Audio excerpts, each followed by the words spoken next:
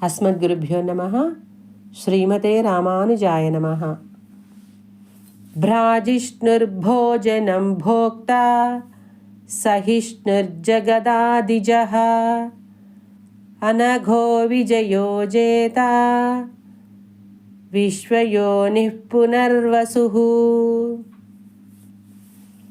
ఓం భ్రాజిష్ణవే నమః. పూర్వోక్తమైన విధముగా వ్యూహాదులలో నానా రూపములను పొందియుండి భక్తులకు ప్రకాశించువాడు, ఉపాసకులకు ఉజ్వల రూపముతో దర్శనమిచ్చు స్వభావము కలవాడు అని అర్థము. ఓం భోజనాయ నమః. ఆ ఉపాసకుల చేత సంతోషపూర్వకముగా అనుభవింపబడును.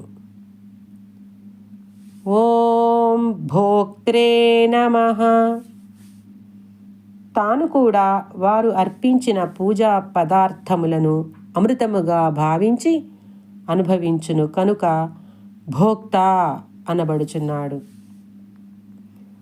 ఓం సహిష్ణవే నమః. తనను ఆశ్రయించుటకు పూర్వము కానీ తరువాత కానీ తెలిసి కానీ తెలియక కానీ దినదినము పలు రకములుగా పెరుగుచున్న నానా విధ అపచారములను సహించు స్వభావము కలవాడు.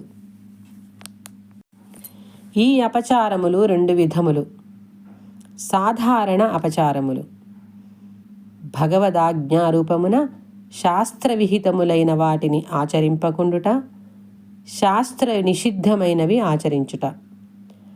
అసాధారణ అపచారములు భగవంతుని పైననే తిరస్కార భావము చూపుట, ఆయననే నిందించుట, భగవద్ద్రవ్యములను అపహరించుట మొదలైనవి.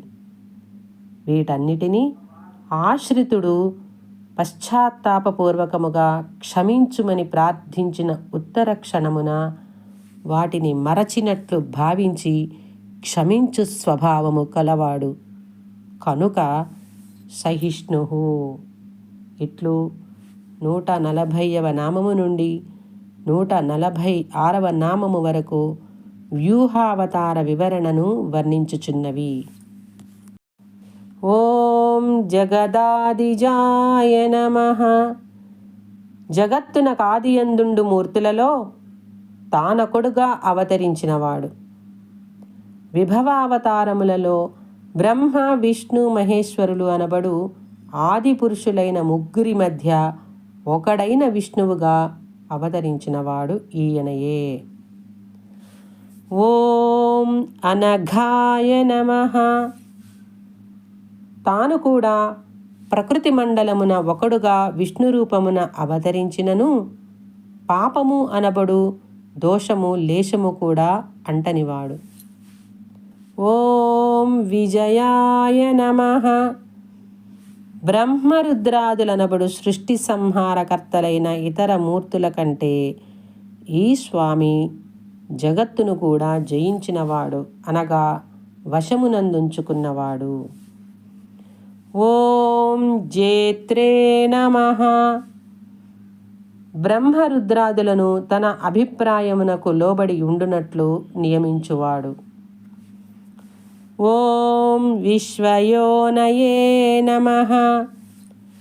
సర్వ ప్రపంచమునకు మూల కారణభూతుడు, సర్వస్వతంత్రుడు. ఓం పునర్వసవే నమః. ఆ బ్రహ్మ రుద్రేంద్రాది దేవతలలో అంతరాత్మగా కూడా నుండువాడు. తవాంతరాత్మ మమచ అని బ్రహ్మ రుద్రునితో చెప్పిన వేదవాక్యమే ప్రమాణము. జై శ్రీమన్నారాయణ.